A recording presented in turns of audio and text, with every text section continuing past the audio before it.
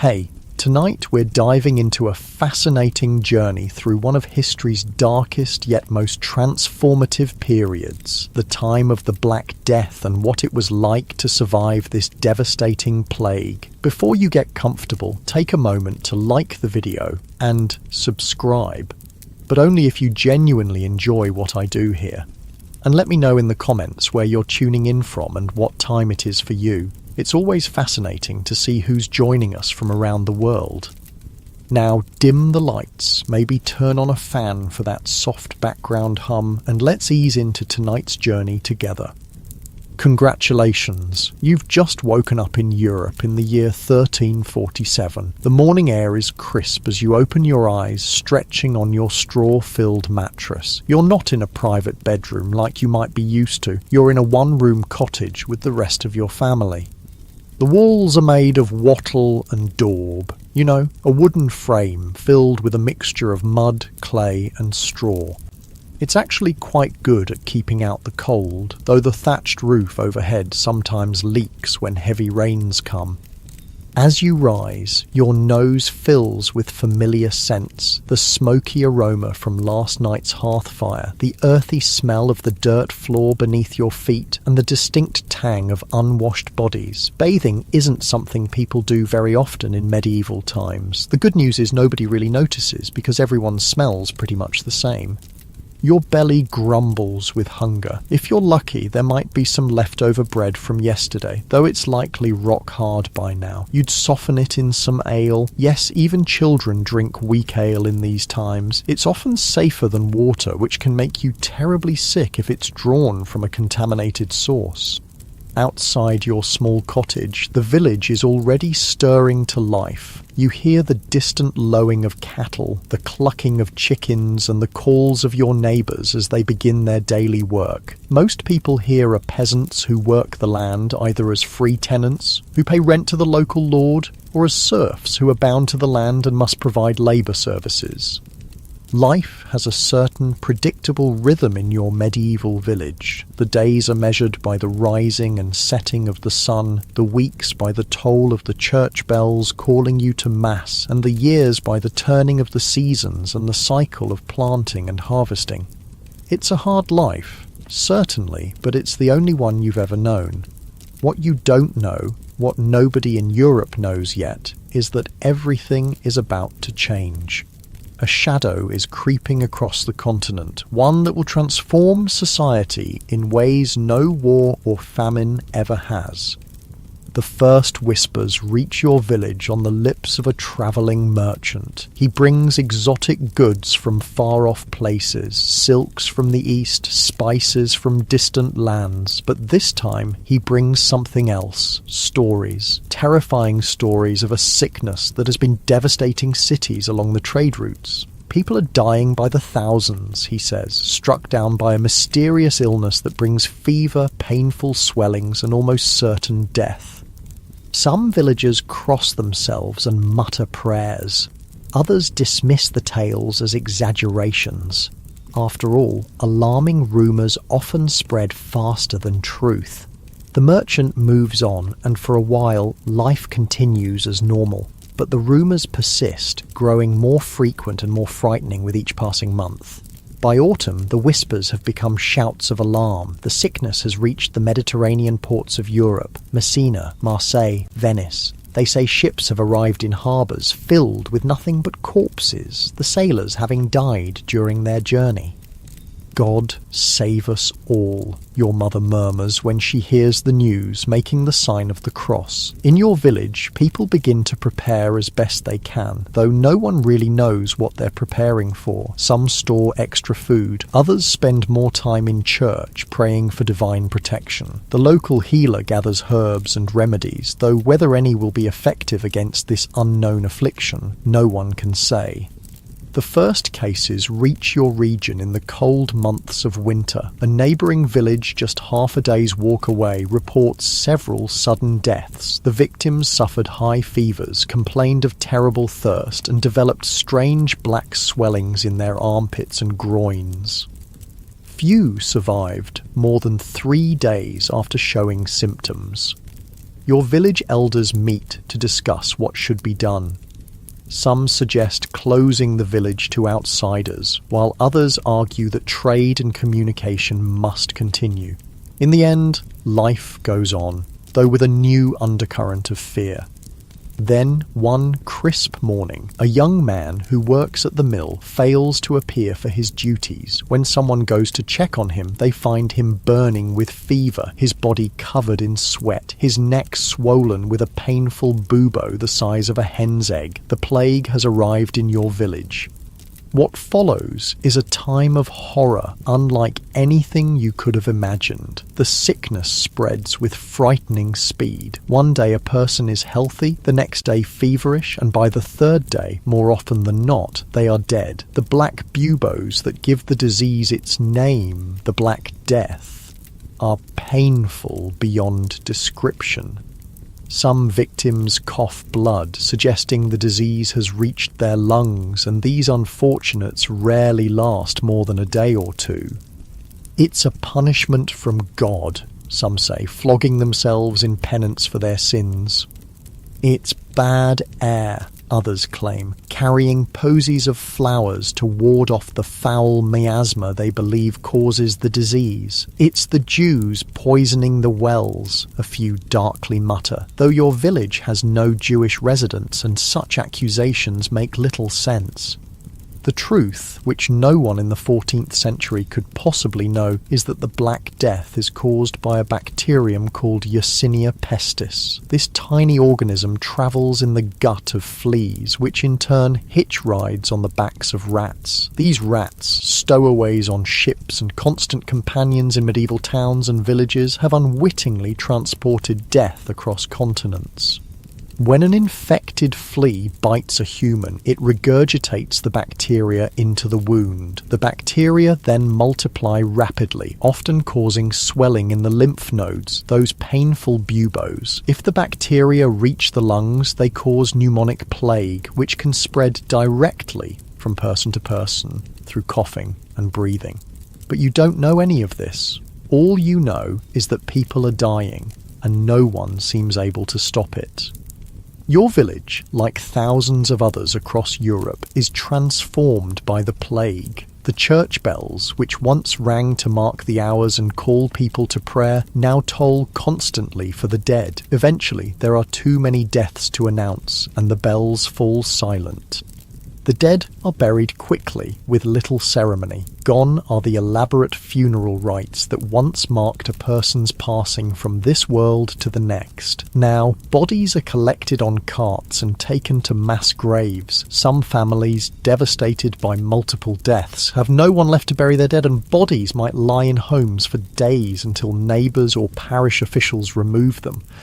Fear changes how people behave toward one another. Those who have healthy family members might bar their doors to visitors, while those with sick relatives often find themselves avoided. Some flee to the countryside, hoping distance will protect them from the disease. Others turn to religion with renewed fervour, processing through streets while flagellating themselves to appease what they believe is divine wrath. The priests, who should be a source of comfort, are themselves dying in alarming numbers. Their duties require them to give last rites to the dying, exposing them constantly to the contagion. Many flee, abandoning their flocks in this time of greatest need. Those who stay often succumb to the disease themselves. Your family has so far been lucky. Though the plague rages around you, none of your immediate household has fallen ill. You've heard stories of entire families being wiped out in neighbouring villages, of children orphaned only to die themselves days later, of lovers separated by death just hours after pledging eternal devotion. But your luck cannot hold forever in a world where the Black Death kills 1/3 to 1/2 of the population. One morning, your younger brother complains of feeling unwell. By midday, he is burning with fever. By evening, the telltale swelling appears at his neck, and you know what it means. Your mother tends to him day and night, bathing his fevered brow with cool cloths, trying to get him to drink small sips of water or weak ale. Your father speaks of taking him to the monastery where monks treat the sick, but everyone knows the monasteries are overwhelmed, with many of the brothers themselves victims of the plague. For 3 days, your brother's condition worsens. The bubo grows larger, turning an angry red, then black. His breathing becomes laboured, and he cries out in pain and delirium. You take turns sitting with him, though fear makes you want to keep your distance. On the 4th day, something unexpected happens. While most plague victims worsen and die at this stage, your brother's fever breaks. He is weak, terribly weak, but alert. The bubo remains, but it has softened somewhat, and over the next few days it ruptures and drains. A disgusting but hopeful sign. Against all odds, your brother is one of the few who will survive the Black Death. What you cannot know is why he survived when so many others died. Modern science would later discover that certain individuals carry a genetic mutation called Delta 32 that provides some protection against the plague bacterium. This mutation affects a protein called CCR5 on the surface of white blood cells, making it harder for the bacteria to enter and hijack immune cells. Your brother may well carry this mutation, as might others in your family. This genetic quirk, a random accident of nature, would give certain families and individuals a fighting chance against the deadliest pandemic in human history. And strangely enough, centuries later, scientists would discover that this same mutation also provides protection against another deadly disease, HIV, the virus that causes AIDS. The Black Death, in selecting for survivors with this genetic trait, would inadvertently help protect some of their descendants from a disease that wouldn't exist for another 600 years. But that's a story for another time. For now, your family celebrates your brother's recovery as the miracle it seems to be. Not everyone is so fortunate. As weeks pass, the plague continues its deadly work. Your village, which once had perhaps 200 souls, is reduced to fewer than 100. Fields lie untended as those who would work them are either dead or too busy caring for the sick or burying the dead. The lord of the manor, who lives in a stone house on the hill overlooking the village, has lost his wife and 2 of his children. Even wealth and privilege offer no protection against the Black Death.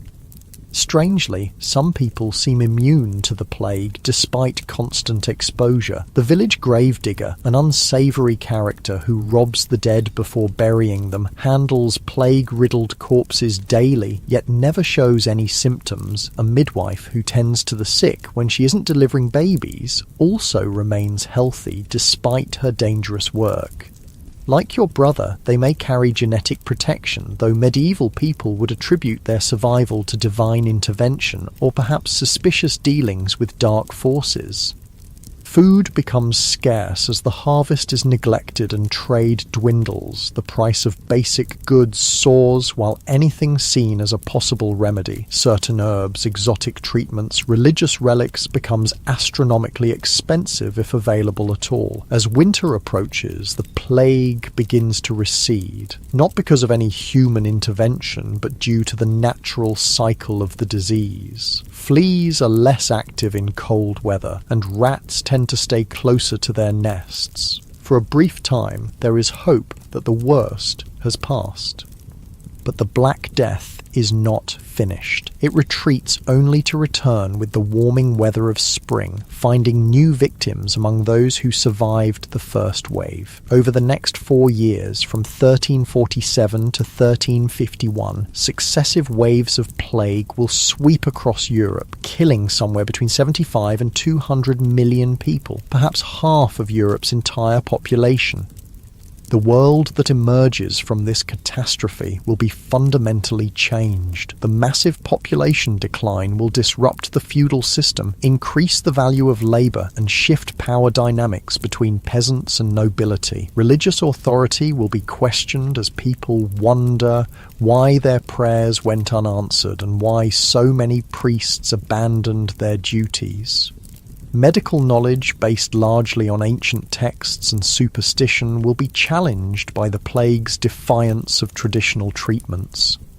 For those who survive, people like your brother, the gravedigger, the midwife, life will never return to what it was before. They are the fortunate ones, though they carry the burden of survival in a world of loss. They will rebuild societies, renegotiate their relationships with authority, and gradually construct a post-plague world that, for better or worse, sets Europe on a path toward modernity. But that is a story for tomorrow night. For now, as you drift towards sleep, imagine yourself as one of those medieval survivors watching the first stars appear in the evening sky above your village. The plague has passed, at least for now. You have lived through humanity's darkest hour. And though you don't yet know it, you stand at the threshold of a new world born from the ashes of the old.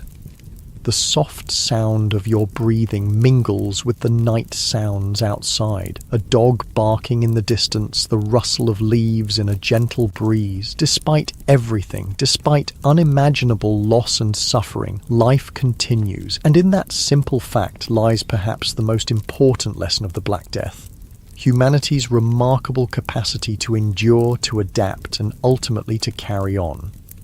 The morning after your brother's miraculous recovery brings a strange mix of emotions. Relief washes over you, certainly, but it's tinged with something unfamiliar, a sense of wondering why your family was spared when so many others weren't. This strange survivor's guilt, this feeling of unworthiness amid widespread suffering, haunts many who live through catastrophes. Your brother is weak but alert, his eyes clear for the first time in days. The drained bubo at his neck has left an ugly scar that will mark him for life, a permanent reminder of his brush with death. But a scar is infinitely preferable to a grave, and your family treats each day of his recovery as the gift it truly is. "Why did I live when so many died?" he asks one evening, his voice still raspy from illness. Your mother, lighting a rush candle as darkness falls, pauses before answering. God's will," she says simply, though her tone suggests she's not entirely convinced. The truth, which no one in the 14th century could possibly comprehend, is far more complex. Throughout human history, infectious diseases have acted as powerful forces of natural selection. Those with genetic advantages against specific pathogens survive at higher rates, passing these protective traits to future generations. The Black Death is perhaps the most dramatic example of this process in human history. Deep in your brother's cells, and perhaps yours as well, lies a genetic mutation that alters a protein called CCR5 on the surface of white blood cells. This mutation, known as Delta 32, creates a shortened version of the protein that makes it harder for the plague bacterium to enter and hijack immune cells. Some people have one copy of this mutation, providing partial protection. A fortunate few have two copies, giving them substantial resistance to the disease. It's a genetic lottery, and your brother happens to hold a winning ticket. But the cost of this evolutionary advantage is measured in millions of lives, those without the protective mutation who succumbed to the Black Death. As your brother regains his strength, venturing outside for the first time since his illness, you notice how dramatically the village has changed. Gardens once meticulously tended now grow wild. Houses stand empty, their owners dead or fled. The rhythmic sounds of daily work, the blacksmith's hammer, the weaver's loom, the miller's wheel, are muted or absent entirely. Yet amid this desolation, signs of resilience emerge. A market day is organised, smaller than before but vibrant with the energy of survivors determined to continue living. Farmers from outlying areas bring what produce they've managed to harvest. A travelling merchant, braver or more foolhardy than most, arrives with salt, spices and news from distant places. The news is the same everywhere. Devastation followed by tentative recovery. No place has been spared, though some have suffered worse than others. Cities with their crowded conditions and poor sanitation have been particularly hard hit. Some small isolated villages high in the mountains or deep in forests have fared better, though few have escaped entirely. In your region, perhaps half the population has perished. In some places, the toll is even higher. The merchant speaks of ghost towns where not a soul remains alive, of monasteries where every monk lies dead in his cell, of noble families wiped out entirely, their grand estates left without heirs. But he also tells of places where life continues with surprising normality, of communities pulling together to care for orphans and widows, of unexpected kindnesses in a time of overwhelming hardship. One story in particular captures your attention. In a village much like yours, a woman named Elizabeth lost her husband and 6 children to the plague within a single week. She dragged each of their bodies to a hillside behind their home and buried them herself, one by one. Yet somehow, despite this intimate contact with the disease, Elizabeth never became ill. Like your brother and the village gravedigger, she appeared to possess some natural immunity, that same genetic protection that modern science would one day identify. They say she's a witch, the merchant confides, lowering his voice though there's no one nearby to overhear. How else could she touch the dead and live? Some wanted to drown her in the pond, but most were just grateful to have someone willing to bury their dead. Such rumours are common in these desperate times. Those who survive against the odds, particularly if they're women living alone or people with unusual habits or appearances, often find themselves suspected of dark dealings. Fear and superstition flourish alongside the plague, sometimes claiming victims of their own. Your father, who has been listening to the merchant's tales, shakes his head. No witchcraft in survival, he says firmly. Some are simply stronger against the sickness, like my son. He places a proud hand on your brother's shoulder. The merchant nods agreeably, always careful not to contradict a potential customer. True enough, in every village there are those the plague cannot touch. God's chosen, perhaps. As winter arrives, bringing with it bitter cold and early darkness, your village settles into a new routine. There are fewer mouths to feed, which means food stores will last longer than usual, a small mercy. But there are also fewer hands to chop wood, repair homes, care for livestock, and perform the 100 daily tasks necessary for survival in medieval times. This scarcity of labour creates subtle but significant shifts in the relationship between peasants and the nobility. Your father, a skilled carpenter, is suddenly in high demand. The lord of the manor, who once would have simply commanded his service, now finds himself negotiating, offering better terms for urgent repairs to the manor house. He offered me a silver penny for 3 days' work, your father tells your mother one evening, his voice low with amazement, and a side of bacon. Such wages would have been unthinkable before the plague, but with half the craftsmen in the region dead, those who survive find their skills valued as never before. Similar changes ripple through all levels of society. Farm labourers, once abundant and easily replaced, now command higher wages for their work. Household servants, especially those with experience running a large home, find themselves sought after by noble families whose staff have been decimated by disease. Women, too, find new opportunities in this reshuffled world. Widows who would once have remarried quickly now often choose to maintain their independence, running businesses left by dead husbands. Guild restrictions that once kept women from certain professions are informally relaxed out of necessity. A woman in a neighbouring village takes over her husband's blacksmith forge, scandalising traditionalists but providing an essential service no one else can offer. For serfs, peasants legally bound to the land they work, the plague creates unprecedented mobility. Many lords, desperate to keep their fields productive, offer freedom to serfs willing to stay and work. Others find they can simply leave, moving to towns or to other manors where conditions are better, with little fear of being forced back. With so many dead, enforcement of such restrictions becomes increasingly difficult. Not all these changes happen immediately, of course. The feudal system that has structured European society for centuries doesn't collapse overnight, but the seeds of transformation are planted in these early post-plague years, and they will grow in the decades to come.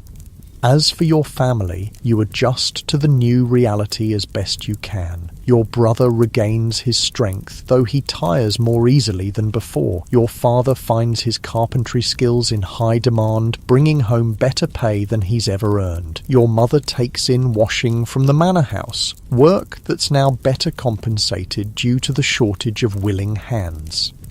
You yourself find opportunities that wouldn't have existed before. The parish priest, one of the few clergy who neither died nor fled during the worst of the plague, needs someone to help maintain church records. With a basic literacy unusual for a peasant child, taught by your mother, who once served in a noble household, you're suited for the task. Spring arrives, and with it comes both hope and fear. The warming weather brings new life, crops sprouting in fields, wildflowers dotting meadows, birds returning from their winter journeys. But it also brings the conditions that allow plague to spread once more. Sure enough, by early summer, new cases appear. This second wave is less devastating than the first. There are fewer people to infect, and many of those who remain may carry some genetic resistance. Still, each new death reopens barely healed communal wounds. One afternoon, while helping the priest update the parish death register, a grimly long document, you ask a question that's been troubling you. Father, why did God send the plague? The priest, an older man with a face mapped by lines of exhaustion, considers before answering. Some say it's punishment for sin, he says finally. Others believe it's a test of faith. The Pope himself has called for prayer and penance to end the scourge. He dips his quill in ink, adding another name to the register. But I've seen the most pious die in agony, while notorious sinners live unscathed. I've prayed by the bedsides of innocent children as the plague took them. He sighs heavily. Perhaps it's not for us to understand God's plan. This crisis of faith is repeated in communities across Europe. The plague defies medieval religious understanding. If it's divine punishment, why does it strike the virtuous and sinful alike? If prayer and penance are the cure, why do devoted monasteries suffer some of the highest death rates? The authority of the Church, once nearly absolute in matters of earthly misfortune, begins to show cracks that will widen in the centuries to come. Medical knowledge faces similar challenges. Physicians trained in the most prestigious universities prove no more effective at treating plague than village healers. Their elaborate theories based on bodily humours and astronomical alignments fail to explain why some recover while others die, why some communities suffer worse than others. Some doctors bravely attend the sick, often sacrificing their own lives in the process. Others flee at the first sign of outbreak, prioritizing self-preservation over professional duty. Those who stay commonly wear distinctive protective clothing, long robes covered in wax, gloves, and a mask, shaped like a bird's beak, filled with herbs and spices believed to purify the air. This strange outfit, which would become iconic in later plague outbreaks, does little to protect them from the actual source of infection. In the absence of effective official treatment, communities develop their own responses to the plague. Some are based on superstition, carrying talismans, reciting charms, avoiding black cats or people with red hair. Others have surprising practical value, isolating the sick, burning the belongings of plague victims, maintaining cleanliness. None offer complete protection, but these community-developed practices sometimes help limit the spread.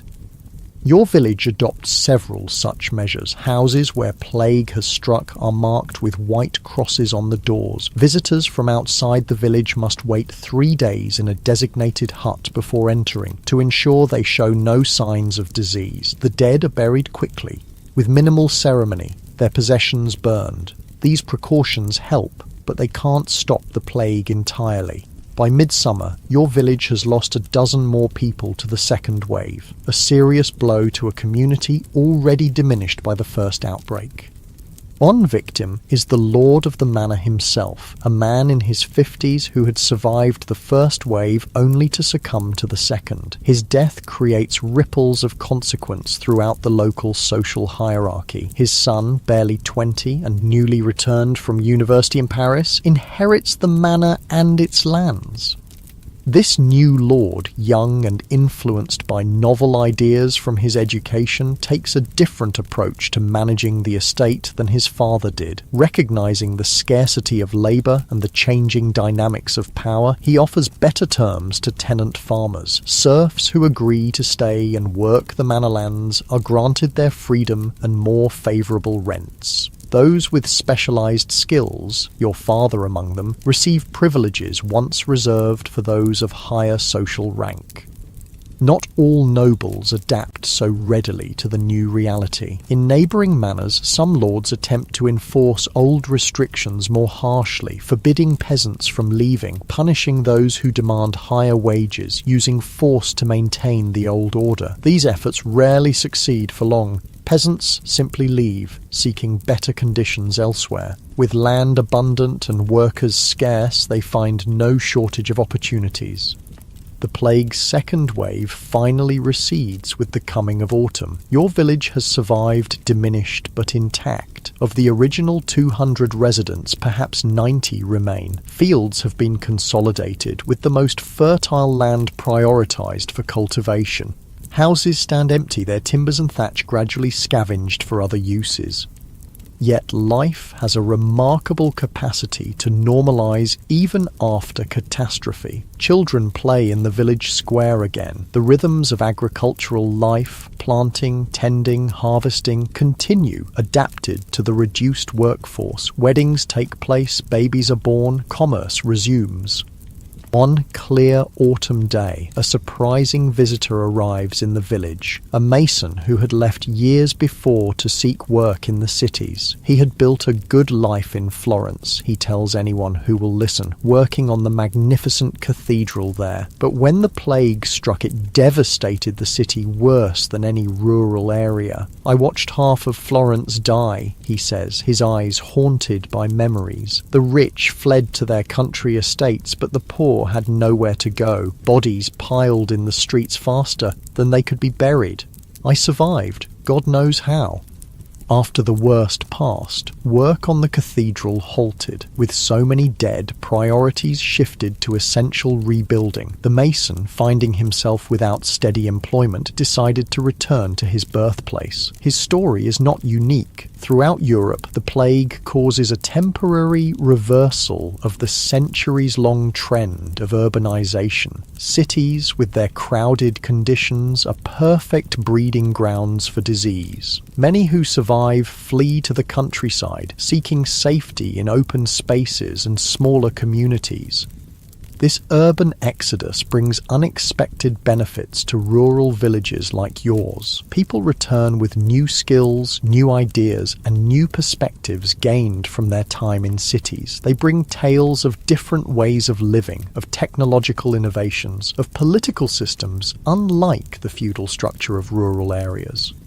The Mason, for instance, describes how Florence was governed not by a hereditary noble, but by elected officials from the merchant class. He speaks of mechanical clocks that divide the day into precise hours, of water management systems that bring clean water into the city, of banking practices that allow trade across vast distances. These ideas find fertile ground in communities already questioning traditional authorities and practices. The plague has created cracks in the medieval worldview, and through these cracks, new possibilities emerge. For you and your family, life continues in this altered landscape. Your brother, fully recovered though scarred by his encounter with plague, apprentices to the returned mason, learning the skilled craft that will provide him a secure future in a world where such skills are increasingly valued. Your father's carpentry keeps the family comfortable, his services now commanding wages that would have been unimaginable before the plague. Your mother no longer takes in washing, instead focusing on an herb garden that produces remedies in high demand since the plague depleted the ranks of traditional healers. You continue assisting the priest with parish records, your literacy and quick mind making you valuable in a community where such skills are rare. In the old world, your peasant birth would have limited your prospects regardless of your abilities. In the post-plague world, with its fluid social boundaries and desperate need for talent wherever it can be found, opportunities expand before you. One evening, as your family sits around the hearth sharing a meal more abundant than any you might have hoped for in the pre-plague years, your father voices what many are thinking. "It's a terrible thing to say," he begins hesitantly, "but for those of us who survived, life is better now than before." Your mother nods slowly. "More food, better pay, more freedom," she agrees, "built on countless graves." It's the uncomfortable paradox at the heart of the post-plague world. For those fortunate enough to survive, whether through genetic luck like your brother, circumstantial fortune, or simple isolation from infection sources, the new world offers advantages the old one never could. The massive reduction in population creates opportunities for social advancement, economic improvement, and personal freedom that would have been unthinkable in the crowded, rigidly hierarchical pre-plague society. Yet these benefits come at an unimaginable cost. The lives of millions, the destruction of families, communities torn apart, knowledge and culture lost with those who carried it. No survivor can fully enjoy their improved circumstances without the shadow of this knowledge. As you drift towards sleep that night, you find yourself wondering about the future. The plague has retreated for now, but no one believes it's gone forever. It will return, as it has before, bringing new waves of death. Yet humanity will survive, adapting to each outbreak, developing new responses, gradually building knowledge that will, centuries later, finally conquer this invisible enemy. What you cannot know is that you stand at a turning point in history. The world that will emerge from the ashes of the Black Death will be fundamentally different from what came before. The seeds of the Renaissance are being planted in these years of recovery. The rigid feudal system is beginning its long, slow decline. The unquestioned authority of traditional power structures, both secular and religious, has been shaken. And on a biological level, the plague has reshaped the human species itself, selecting for genetic traits that will influence health and disease resistance for generations to come. Your brother's survival, far from being merely personal good fortune, represents an evolutionary chapter in humanity's endless dance with the microscopic organisms that both sustain and threaten us. Tomorrow, as a new day dawns on your changed world, you'll continue the work of rebuilding, of adapting, of finding a way forward. That's what plague survivors have always done throughout history. They carry on, bearing the weight of memory while facing toward the future. And in doing so, they reshape the world in ways that will echo through centuries to come. The story of survival we've been following through the Black Death of the 14th century is far from the only tale of courage and genetic luck in humanity's long dance with plague. as the soft darkness of sleep envelops you, let's journey forward through time to another village, another outbreak, and another remarkable story of sacrifice and survival. 300 years have passed since the first devastating waves of the Black Death swept through Europe. It's now the summer of 1665, and we find ourselves in Eyam, a small village nestled in the picturesque hills of Derbyshire, England. Eyam, is pronounced just like Eam. It's a peaceful community of about 800 souls, mostly farmers and lead miners who work the rich veins running beneath the limestone landscape. Life here follows the familiar rhythms of rural England. The villagers rise with the sun, tend their fields and animals, work in the small local industries, attend services at the parish church of St. Lawrence, and gather at the local tavern to share news and companionship. It's a close-knit community where everyone knows everyone else, where families have lived for generations, where the bonds of neighbourly care have been forged through shared joys and hardships. What the people of Eyam don't know is that they are about to face the greatest test imaginable, one that will write their village name into history and enshrine their collective sacrifice in legend. The plague has returned to England. In London, the disease that people still call the Black Death, though we now know it as bubonic plague, is cutting a deadly swath through the crowded streets of the capital. By the time it's finished, it will kill an estimated 100,000 Londoners, nearly a quarter of the city's population. This outbreak will become known as the Great Plague of London, the last major epidemic of bubonic plague in England.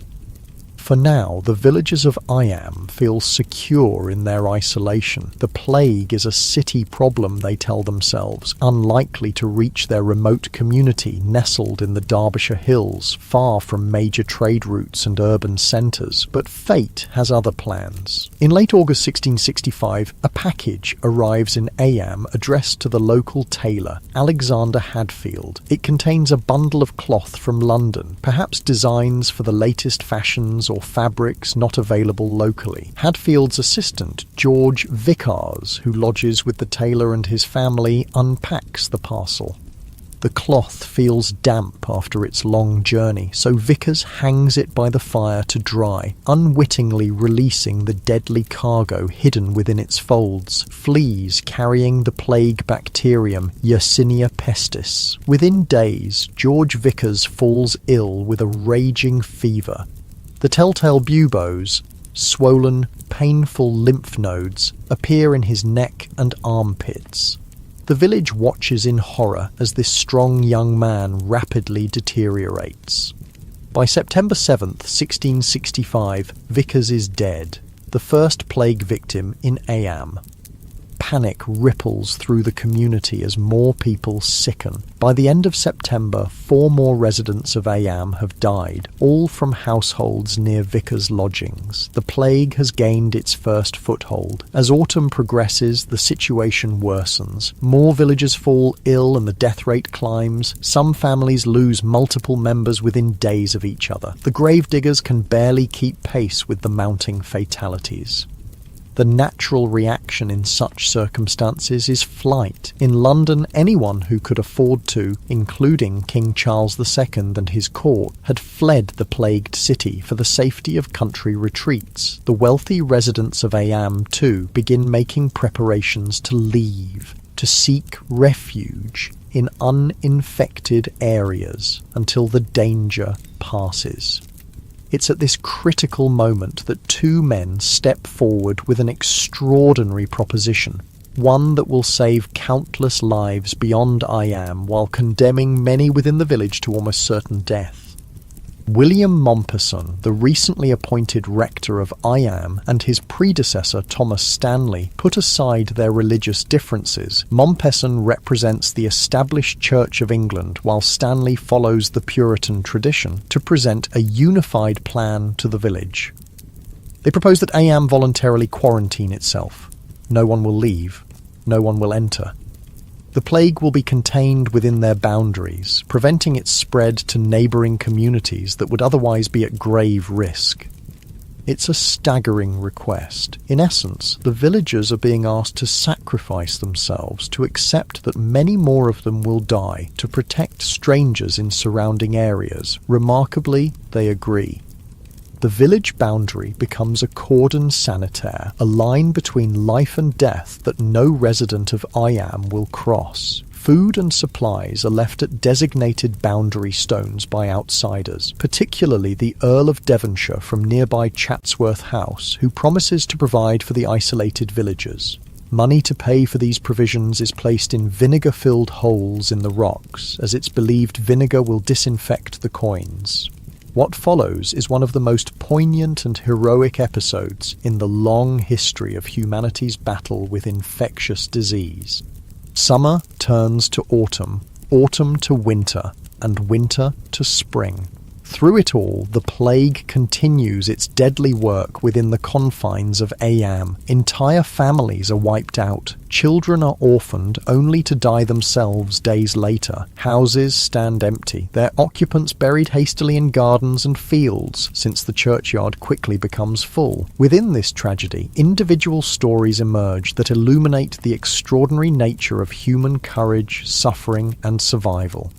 Elizabeth Hancock, a farmer's wife living at Riley Farm on the edge of the village, endures a loss almost beyond comprehension. In the space of just 8 days in August 1666, the plague claims her husband and 6 children. With no one to help her, neighbours fear approaching the infected household. Elizabeth single-handedly drags each body to a field near their home and buries them herself.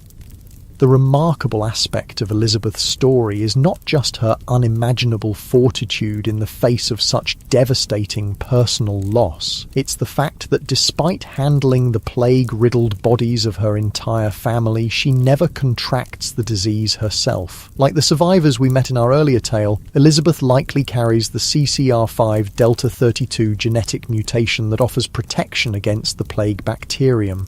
The Riley graves, as they come to be known, stand to this day as a testament to one woman's suffering and endurance. Another extraordinary tale is that of Marshall Howe, Ayam's unofficial gravedigger. As the death toll mounts, Howe takes on the grim task of burial, not out of noble sacrifice, but for more mercenary reasons. He takes the opportunity to loot the homes of the dead before disposing of their bodies. Despite this unsavory behavior, Howe's story contains an element of medical mystery. He handles dozens, perhaps hundreds of infected corpses. He enters plague-ridden houses that others avoid at all costs. By all logic, he should be among the first to die. Yet Marshall Howe survives the entire outbreak without ever showing symptoms of the disease.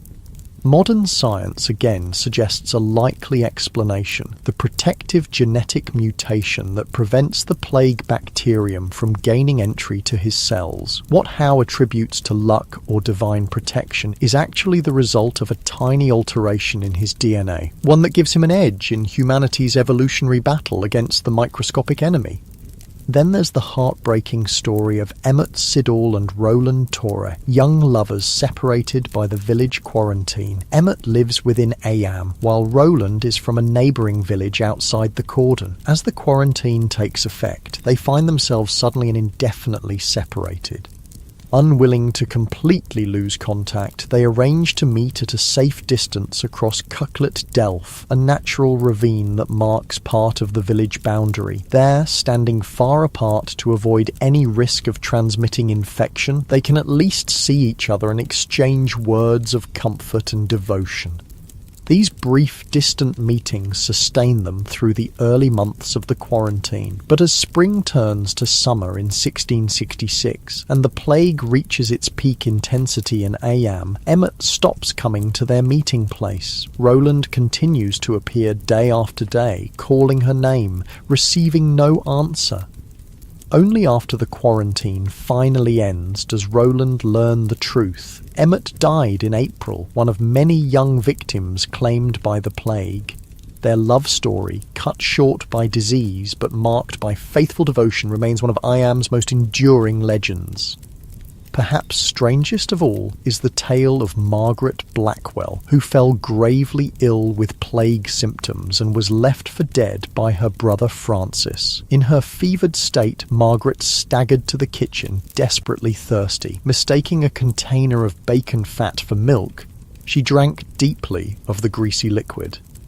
To everyone's astonishment, Margaret recovered. For centuries, villagers would tell the story of how bacon fat cured the plague. The truth is likely more complex. Margaret probably carried the genetic resistance we've discussed and would have recovered regardless of her unusual beverage choice. But the legend persisted, a reminder of how desperately people searched for any treatment that might save them from the plague's deadly grip. Through it all, the village's religious leaders provide what comfort they can. William Mompesson, who proposed the quarantine alongside Thomas Stanley, pays a terrible personal price for his courageous stand. His wife Catherine contracts the plague while helping care for sick villagers and dies in her husband's arms in August 1666 at the height of the outbreak. Mompesson describes himself afterward as a dying man, though he survives physically. In a letter to his children who had been sent away before the quarantine, he writes, "The condition of this place is very sad. I entreat you to fly this place. I am not in a condition to receive comfort from you. I am so weak I can write no more." Yet despite his grief, he continues to minister to his suffering congregation until the end. Church services move outdoors to Cucklet Delph, where fresh air is believed to reduce the risk of contagion. Villagers stand far apart from one another as they pray, an early form of what we now call social distancing. Even in the darkest hours, when death seems to lurk in every shadow, the community maintains its spiritual practices, finding solace in familiar rituals, even as the world collapses around them. Not everyone behaves nobly, of course. There are instances of looting, of neighbours refusing to help one another, of panic overriding compassion. One villager, Mary Cooper, attempts to break the quarantine, fleeing toward the safety of Sheffield before being caught and returned to Iam. But these lapses are exceptions. The overwhelming story of Iam is one of extraordinary collective sacrifice for the greater good. By the time the plague runs its course in November 1666, it has raged through Iam for 14 months. Of the approximately 800 villagers present when the outbreak began, only about 340 remain alive. Entire family lines are extinguished. The village's social fabric is torn apart, with gaps that will take generations to mend. Yet their sacrifice achieves its purpose. The plague remains contained within Iam's boundaries. Surrounding communities, which would almost certainly have been infected had the villagers fled, are spared the devastation. Thousands of lives are saved by the deliberate choice of a few hundred to face death rather than spread it. In the quiet aftermath, as the survivors begin the long process of rebuilding their shattered community, they cannot know the legacy they've created. They cannot imagine that 3.5 centuries later, their story will still be told as an example of extraordinary communal courage and sacrifice. They cannot know that the plague that devastated their village was the last major outbreak of bubonic plague in England, that something about the particular strain of Yersinia pestis that struck in the 1660s would make it less viable in later years, or that improvements in sanitation and housing would gradually reduce the rat populations that spread the disease. They cannot know that scientists of the future will take a deep interest in their descendants, discovering unusually high rates of the CCR5 Delta 32 mutation among people whose family lines trace back to Iam survivors, stronger evidence of how infectious disease shapes human evolution through natural selection. And they certainly cannot know that their example will resonate with special poignancy in the early 21st century, when a global pandemic once again forces communities worldwide to make difficult choices about isolation, quarantine, and collective sacrifice for the common good. All they know is that they have survived an ordeal almost beyond comprehension. They have watched neighbours, friends and family die by the dozens. They have maintained their self-imposed isolation through summer heat and winter cold, through fear and grief and unimaginable loss.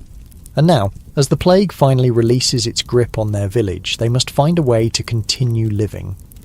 The survivors of Ayam face practical challenges immediately. Fields have gone untended, businesses have collapsed, housing lies in disrepair. With so many dead, traditional family structures have been shattered. Orphaned children need homes, widows and widowers must decide whether to remarry. Property ownership becomes complicated when entire families have been wiped out.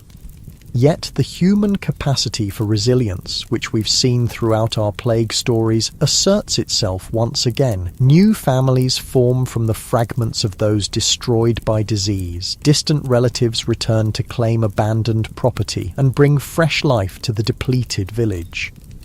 Those with useful skills find themselves in high demand, able to command better compensation than before.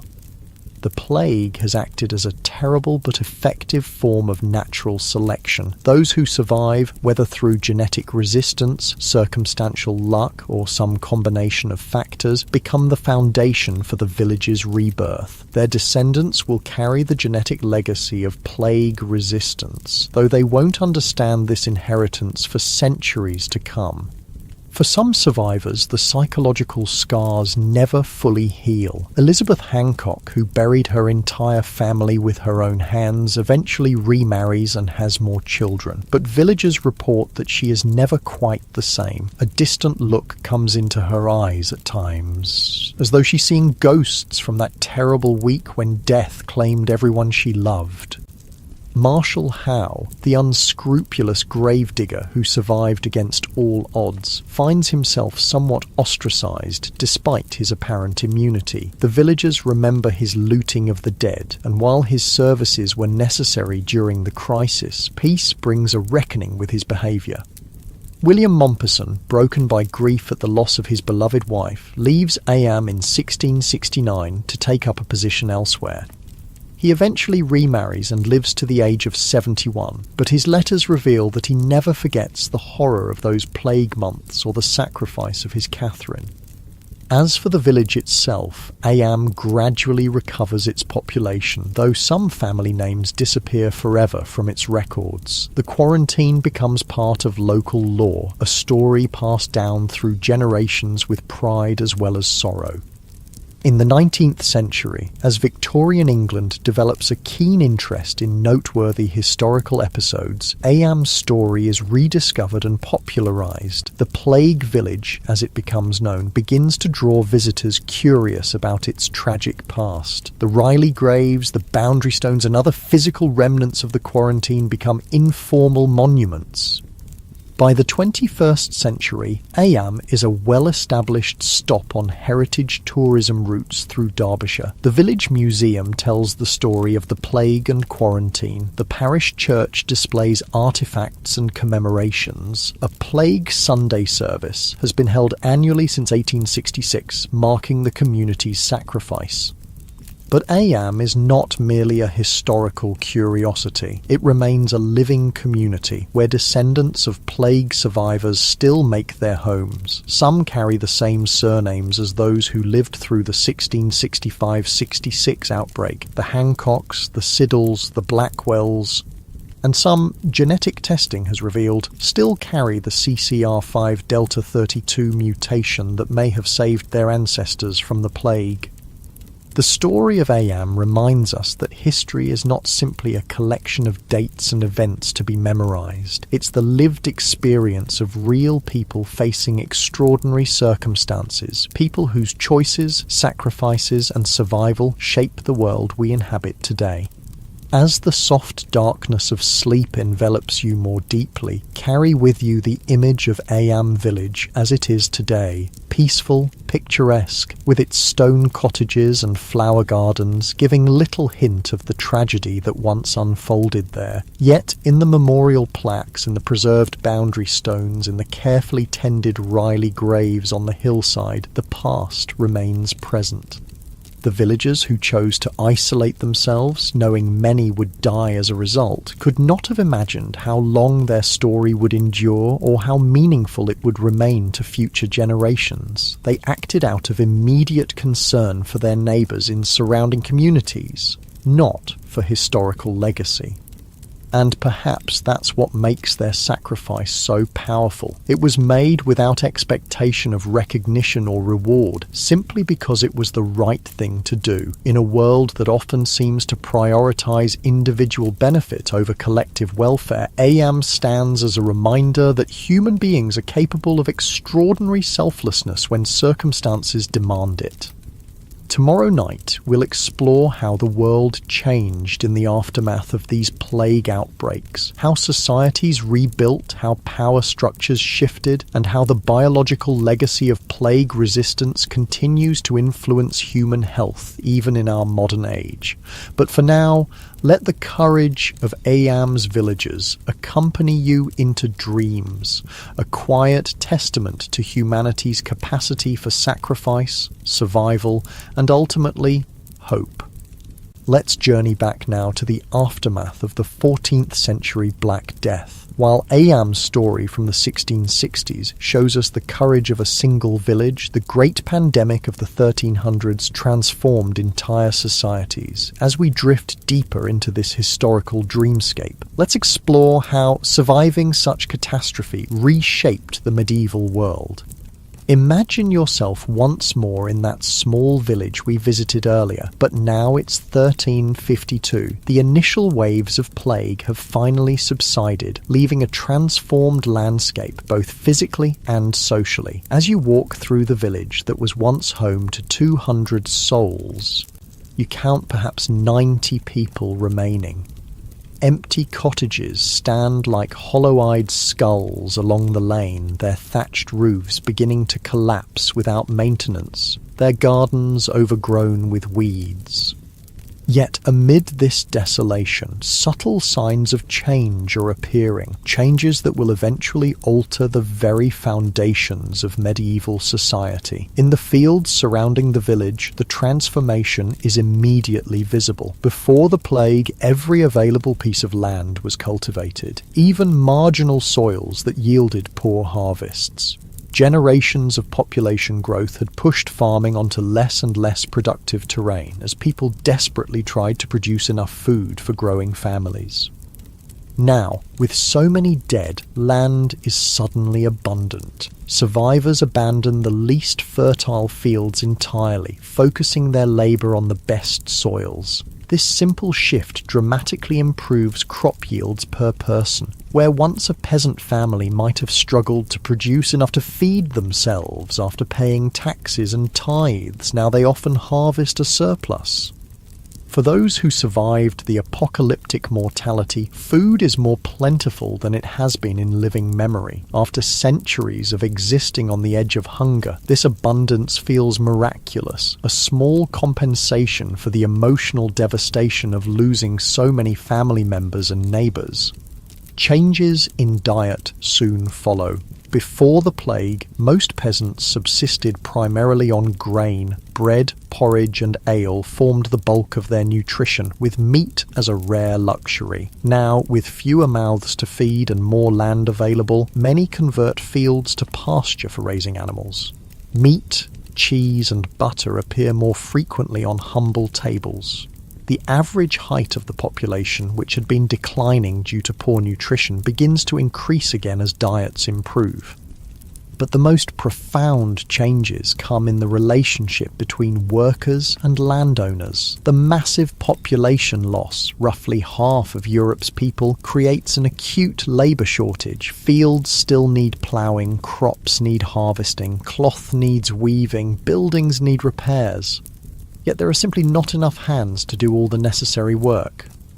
For surviving peasants and artisans, this new reality brings unprecedented leverage. Consider the case of Thomas Fletcher, a ploughman in your village. Before the plague, he worked the fields 6 days a week in exchange for a small plot of land to farm for himself and his family. If he complained or failed to provide the required labour service, dozens of other hungry peasants stood ready to take his place. Now, with half the village's workers dead, the local manor's steward approaches Thomas with an extraordinary offer: a larger plot of land, a reduction in labour service from 6 days to 3, and the freedom to work for wages on other manors if he wishes. The steward makes this offer not out of generosity, but necessity. Without Thomas's skilled ploughing, fields will lie fallow, and everyone, including the lord of the manor, will suffer. Similar scenes play out across Europe. Peasants who for generations had been bound to the land as serfs suddenly find themselves with options. Many landlords offer freedom from serfdom as an incentive to keep workers on their estates. Others convert labour obligations to simple rent payments, allowing peasants to farm the land as they see fit as long as they pay the agreed amount. For skilled workers, the changes are even more dramatic. Masons, carpenters, blacksmiths, weavers all find their services in desperate demand. Wages for such workers double, triple, or even quadruple in the years immediately following the plague. A skilled carpenter who could once barely feed his family now builds a 2-room house with glass windows, wears better clothing, and eats meat 3 times a week. These changes alarm the nobility and wealthy merchant classes. They see the traditional social order crumbling as former serfs demand better treatment and common labourers live like minor gentry. Throughout Europe, authorities attempt to freeze wages at pre-plague levels and force workers back into their previous conditions. In England, the government issues the Ordinance of Labourers in 1349, followed by the more comprehensive Statute of Labourers in 1351. These laws prohibit employers from offering higher wages than had been paid before the plague, forbid workers from leaving their homes to seek better opportunities elsewhere, and attempt to fix prices for food and other goods. Similar legislation appears across Europe. France enacts wage controls in 1351, as does the city-state of Florence.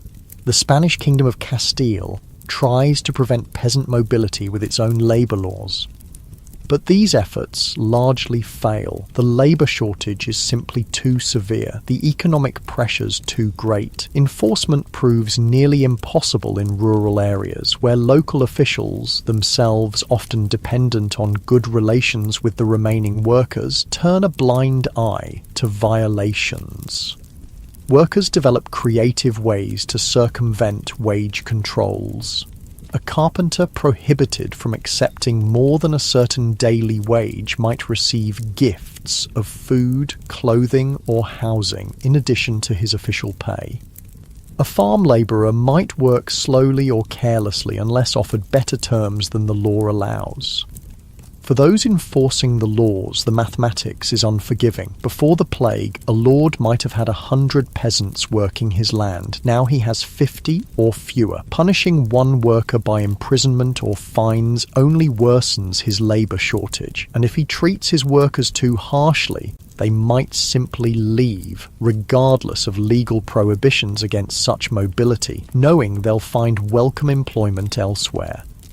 The situation comes to a head in various peasant revolts across Europe. In 1358, the rural areas around Paris erupt in the Jacquerie Rebellion as peasants attack castles and noble estates. Though brutally suppressed, it demonstrates the new confidence of the labouring classes. In England, tensions simmer for decades until 1381, when they explode in the Peasants' Revolt. Led by Wat Tyler, Jack Straw, and a radical priest named John Ball, tens of thousands of commoners march on London, demanding an end to serfdom, the abolition of the hated poll tax, and greater social equality. John Ball's famous sermon captures the revolutionary spirit of the moment. When Adam delved and Eve span, who was then the gentleman, he asks rhetorically, questioning the very idea of aristocratic privilege. From the beginning, all men were created alike, and our bondage or servitude came in by the unjust oppression of naughty men. Though the English revolt, like the Jacquerie, is eventually suppressed through a combination of false promises and brutal force, it represents a profound shift in consciousness. Peasants who once accepted their subordinate position as divinely ordained now openly question the social hierarchy. Workers who formerly had little choice but to accept whatever terms were offered now demand better treatment as their due. The economic and social transformations following the plague aren't limited to rural areas. Towns and cities experience their own profound changes. Urban centres had suffered particularly high mortality during the pandemic due to their crowded conditions. Florence, one of medieval Europe's largest cities, loses as much as 75% of its population.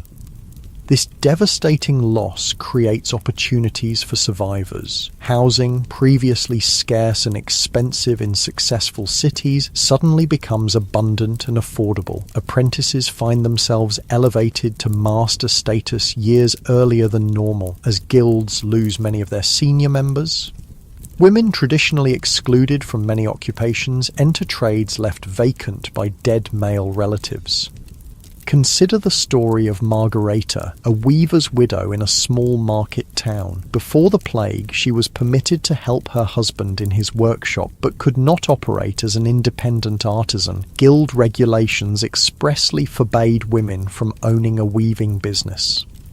When her husband dies of plague, leaving Margareta with his tools, loom and expertise she'd gained working alongside him, the depleted Weavers Guild faces a choice. Enforce the prohibition against female members and lose a skilled practitioner, or adapt to the new reality. Faced with falling membership and rising demand for cloth, the Guild admits Margareta as a full member, one of dozens of similar compromises made across Europe as necessity trumps tradition, though such opportunities for women would eventually contract as populations recovered. For several generations after the plague, women enjoy expanded economic roles unimaginable before the pandemic. The plague's aftermath also witnesses changes in fashion, art, and architecture. The immense mortality creates a new consciousness of death's inevitability and life's fragility. The macabre emerges as an artistic theme. Skeletal figures, death's heads, scenes of the dance of death where skeletons lead people from all social classes to the grave. Yet, alongside this morbid fascination comes a celebration of life and its pleasures. Survivors, perhaps conscious of how quickly existence can end, embrace luxury and beauty with renewed appreciation. Among those who can afford it, clothing becomes more elaborate and colourful. The drab, practical garments of earlier medieval periods give way to rich fabrics, bold designs, and status-signifying styles. The nobility, alarmed by commoners dressing above their station, attempt to enforce sumptuary laws dictating what each social class may wear. These edicts, like the wage controls, prove largely unenforceable. A prosperous artisan's wife might technically be prohibited from wearing silk, but if she can afford it, who in her community has both the authority and motivation to stop her? Religious attitudes undergo their own transformation. The Church, which had dominated medieval intellectual and spiritual life, faces a crisis of authority. Many priests and monks fled their posts during the plague, abandoning their flocks when spiritual comfort was most needed. Others stayed and died, leaving parishes without leadership. Monasteries, with their communal living arrangements, suffered particularly high mortality rates, wiping out centuries of accumulated knowledge and tradition. More fundamentally, the plague raises uncomfortable theological questions. If the disaster is divine punishment, as many church authorities claim, why do the virtuous and sinful die alike? Why do devout monks perish while seemingly impious laypeople survive? If prayer and penance are the remedies, why do outbreaks often hit monasteries hardest of all? No satisfactory answers emerge from traditional theology. Instead, two divergent religious trends develop. Some survivors embrace even more fervent piety, seeing their survival as evidence of divine favour that demands grateful devotion. Others adopt a more sceptical, questioning attitude toward religious authorities who failed to explain or mitigate the catastrophe. This questioning spirit, combined with the economic changes that give ordinary people more resources and leisure time, creates fertile ground for the intellectual flowering that will eventually become the Renaissance. When fewer hands must produce society's necessities, more minds can turn to art, philosophy, science, and literature. Education, previously restricted mainly to clergy and nobility, gradually becomes available to a wider segment of society. Newly prosperous merchants and artisans want their children to learn reading, writing, and arithmetic, skills useful for business as well as markers of rising social status. Small schools appear in towns and even larger villages, teaching practical knowledge alongside traditional religious instruction. The plague's demographic shock also accelerates technological innovation. With labour scarce and expensive, techniques that save human effort become increasingly valuable. Watermills, long used for grinding grain, are adapted for new purposes, powering bellows for blast furnaces, driving hammers for metalworking, fulling cloth. Printing technology, which will eventually revolutionize the spread of knowledge through Europe, receives early impetus from the post-plague labor shortage. Handwritten manuscripts, each requiring months of a skilled scribe's time, become prohibitively expensive when such workers can command premium wages. The economic pressure to find mechanical alternatives helps drive the development of movable type printing in the mid-15th century. Perhaps most profoundly, the plague experience shakes medieval Europe's acceptance of unchanging tradition. When half the population dies in a few short years, when social hierarchies crumble and rebuild in new forms, when previously unquestioned authorities fail to provide protection or explanation, the idea that the world must remain as it has always been loses its power. After the Black Death, more people can imagine alternatives to existing arrangements, different ways of organizing work, distributing resources, structuring authority. Most of these alternatives are never realized, and many that are implemented prove temporary. But the psychological barrier against change itself weakens, creating space for the innovations in thought, technology, art, and social organization that will eventually transform medieval Europe into the early modern world. For individuals living through these changes, the experience is less about grand historical transformations and more about practical daily adjustments. Thomas the Ploughman doesn't think about the decline of feudalism. He thinks about negotiating better terms with the manor steward so his family can eat better than before. Margareta the Weaver doesn't consider herself part of a gender revolution. She's simply using her skills to support herself after losing her husband. Yet these individual adaptations, multiplied across millions of survivors throughout Europe, collectively reshape society. Like water gradually wearing away stone, the countless small decisions made by ordinary people in extraordinary circumstances erode and eventually transform the seemingly solid structures of medieval life. Not all these changes are immediately positive, of course. The labour shortage that benefits workers creates hardship for many landowners. Some estates fail entirely, their owners unable to adapt to the new economic realities. Churches, monasteries, and charitable institutions that depended on steady rents and donations struggle to maintain their operations with reduced income. Criminal activity increases in some areas as poorly supervised young men with improved incomes spend freely on alcohol and find themselves in trouble. Abandoned properties in rural areas sometimes become havens for outlaws. Urban governments worry about maintaining order with depleted watch forces. For several decades after the initial plague outbreak, recurring smaller epidemics continue to hit European communities, preventing population recovery and reinforcing the economic and social changes the first pandemic initiated. Not until the late 15th century does Europe's population begin sustained growth again, and it takes until the 17th century to reach pre-plague levels in many regions.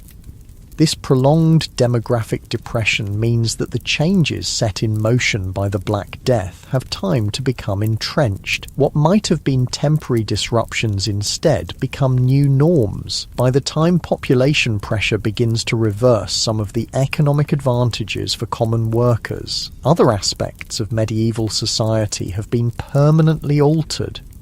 For the peasant family we've followed through our story, the decades after the plague bring gradual improvement. Your brother, who miraculously survived his bout with the disease, eventually takes over a neighbouring farm left vacant by a family with no survivors. What would have been impossible before the plague, a peasant accumulating a significant land holding, becomes achievable in the depopulated countryside. Your father, whose carpentry skills are in high demand, secures a contract to help rebuild the local church, damaged by years of neglect during the plague years. The payment he receives allows him to add a second room to your family's cottage and replace the dirt floor with wooden planks. Small luxuries that would have seemed unimaginable in the pre-plague era. Your mother teaches you and your sister to read, a skill she learned while working as a servant in a merchant's household before marriage. Before the plague, such knowledge would have had little practical value for peasant children, but in the changing world of the late 14th century, literacy opens doors previously closed to those of humble birth.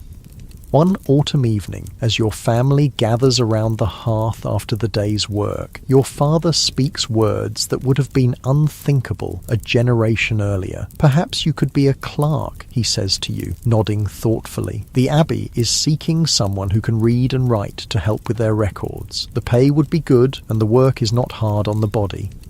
Your brother laughs, not unkindly. "A clerk? From our family? What would grandfather say to that?" The idea of a peasant's child entering such work would indeed have seemed absurd to earlier generations, for whom rigid social boundaries appeared as natural and immovable as the stars. But as you fall asleep that night, the possibility settles in your mind not as an outlandish dream, but as a genuine opportunity. This, perhaps, is the most significant legacy of the Black Death, not just the immediate changes in wages, working conditions, and social structures, but the expansion of what ordinary people can imagine for themselves and their children. As dawn approaches and this part of our historical journey comes to a close, we leave you in this moment of possibility. Your world has been shattered by incomprehensible loss, then slowly rebuilt into something different than what came before. The medieval certainties that once governed life have been questioned, challenged, and in some cases overturned. What you cannot know as a survivor living through these changes is that you stand at a pivotal moment in Western history. The adaptations, innovations, and reconsiderations forced by the plague will eventually contribute to the Renaissance, the Reformation, and ultimately the emergence of the modern world. But that is a story for our final night together, when we'll explore how the long shadow of the Black Death extends across centuries, influencing art, science, medicine, and society in ways that continue to shape our world today. As our journey through the world of plague survivors nears its end, let's widen our view to see how the ripples from the Black Death continue to spread outward through time, shaping the world in ways both subtle and profound. The echoes of this medieval catastrophe still resonate today, in our bodies, our societies, and our understanding of disease. Let's begin with perhaps the most remarkable legacy, the biological inheritance carried by descendants of plague survivors. Remember the CCR5 Delta 32 mutation we discussed, the genetic quirk that protected some medieval Europeans from the plague? This tiny variation in DNA didn't disappear when the plague retreated. It was passed down through generations, enriched in the European gene pool because those who carried it were more likely to survive and have children. Fast forward 600 years to the late 20th century, a new pandemic emerges, HIV/AIDS, killing millions worldwide. Medical researchers, racing to understand this new disease, make a startling discovery. Some people appear naturally resistant to HIV infection, despite repeated exposure.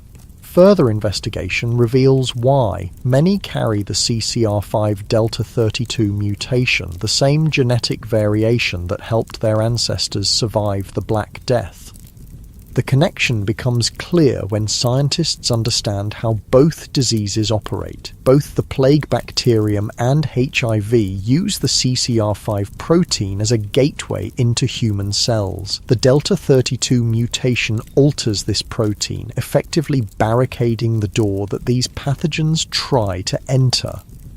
A genetic adaptation selected by one deadly disease in the 14th century unexpectedly provides protection against an entirely different threat in the 20th.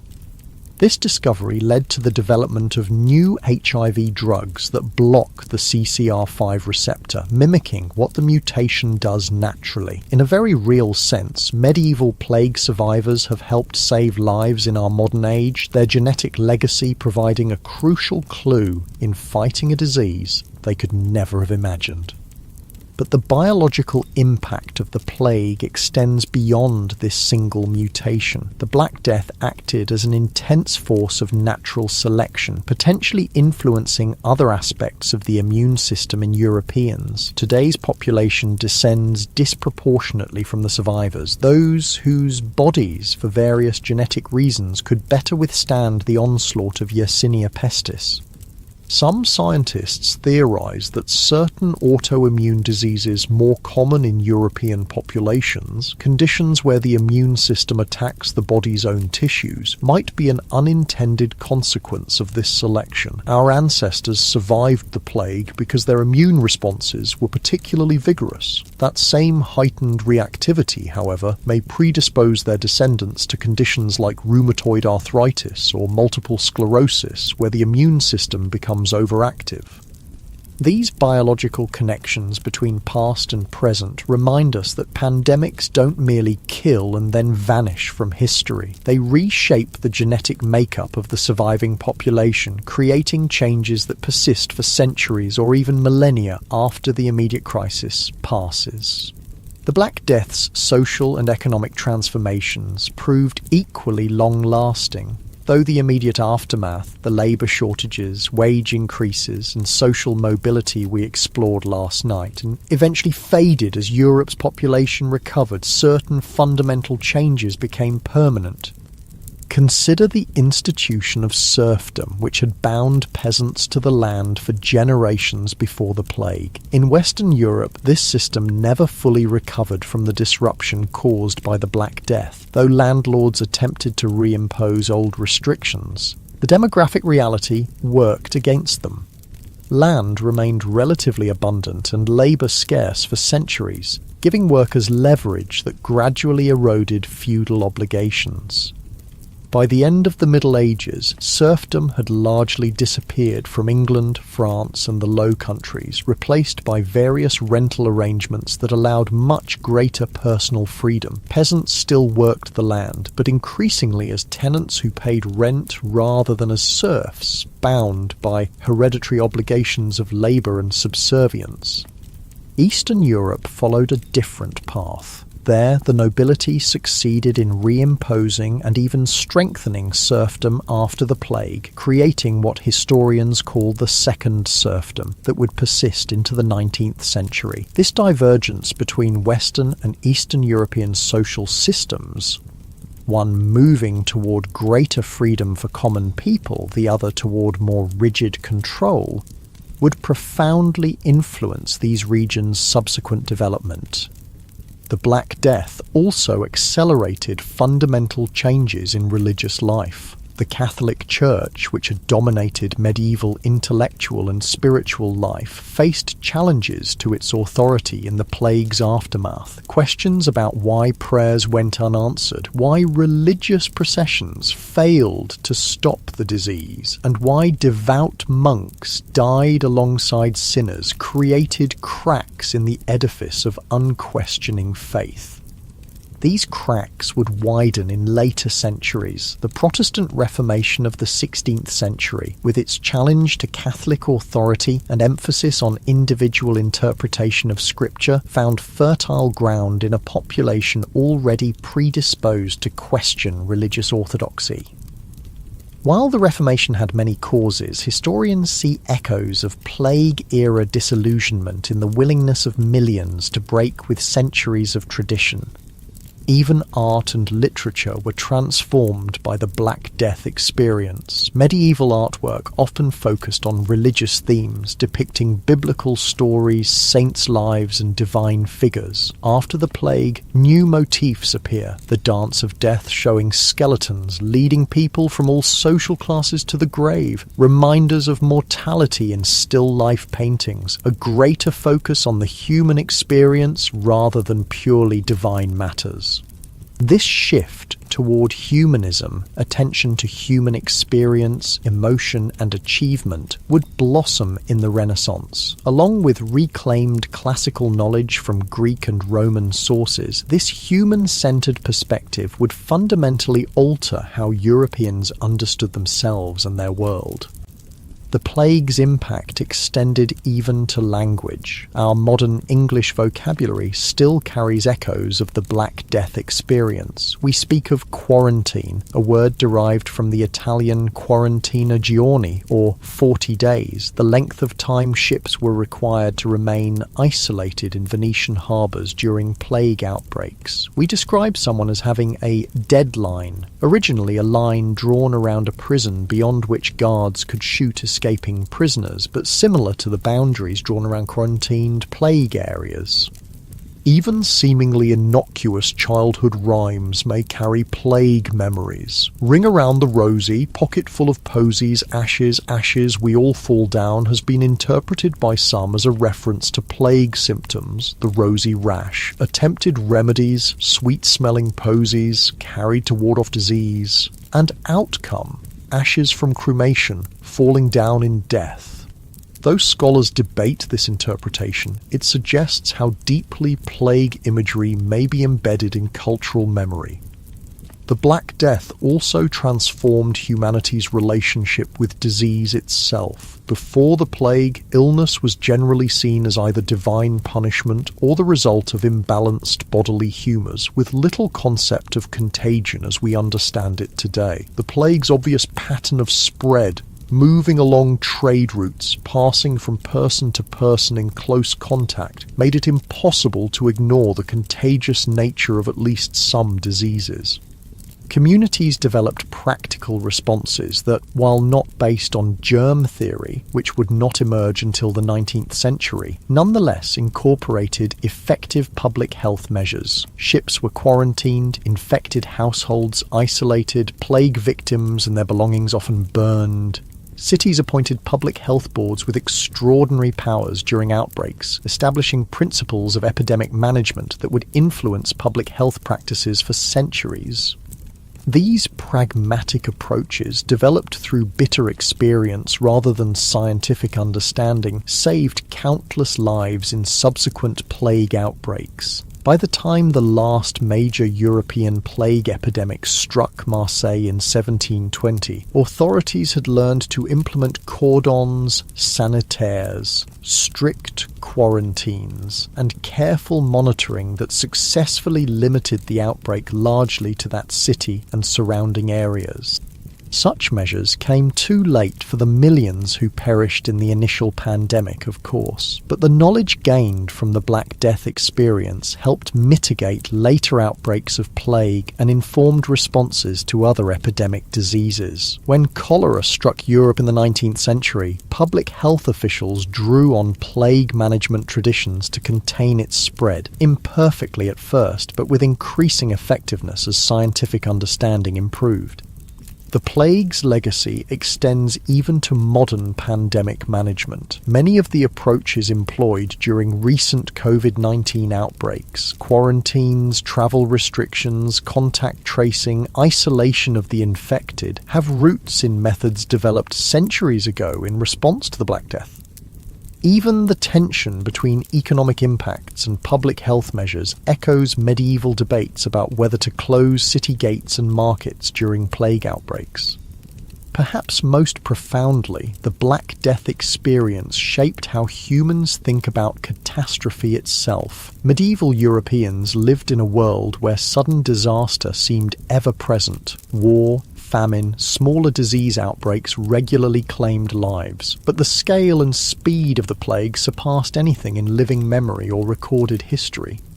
This encounter with near-apocalyptic mortality forced a kind of collective psychological adjustment. Communities that survived learned they could endure previously unimaginable loss and still continue. Individuals discovered reserves of resilience they might never have known they possessed. Societies developed institutional memory and adaptive practices for future crises. This capacity for resilience in the face of catastrophe remains one of humanity's most valuable assets. Throughout history, communities have faced disasters that seemed insurmountable, yet somehow life continues. People mourn their dead, rebuild their settlements, adapt their practices, and move forward, carrying the memory of what was lost while creating something new from what remains. We see this pattern repeated after every major catastrophe, from the volcanic eruption that buried Pompeii to the earthquake that devastated Lisbon in 1755, from the 1918 influenza pandemic to more recent natural disasters and disease outbreaks. The Black Death, as perhaps the most extreme example of such calamity in recorded history, demonstrated the remarkable human capacity to endure, adapt, and ultimately continue. This is not to minimize the suffering caused by such events. The plague brought pain beyond imagining, tore apart families and communities, ended millions of unique lives that each contained a universe of experience and potential. No silver lining of social change or biological adaptation can justify such loss. Yet understanding how humanity weathered this storm offers perspective on our own capacity to face present and future challenges. Climate change, emerging diseases, technological disruptions. Our world contains no shortage of existential threats. The history of the Black Death reminds us that previous generations faced their own seemingly insurmountable crises and found ways to continue.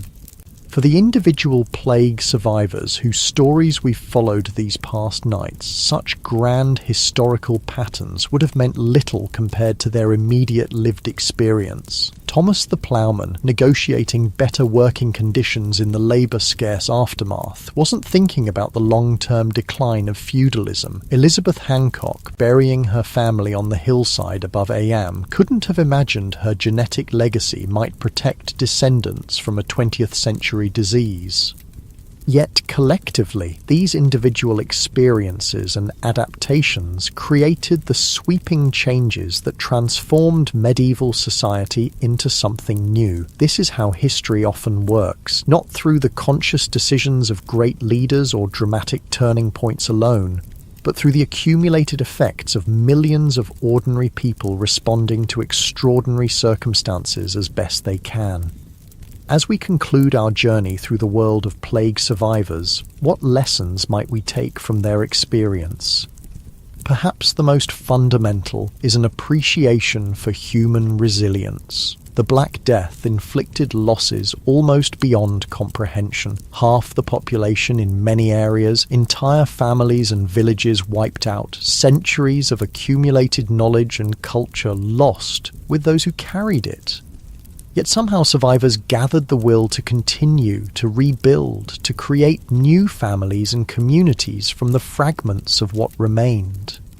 We might also reflect on how catastrophe, for all its horror, sometimes creates possibility. The rigid social structures of medieval Europe, which had seemed as immutable as the turning of the seasons, proved vulnerable to disruption when the demographic realities changed.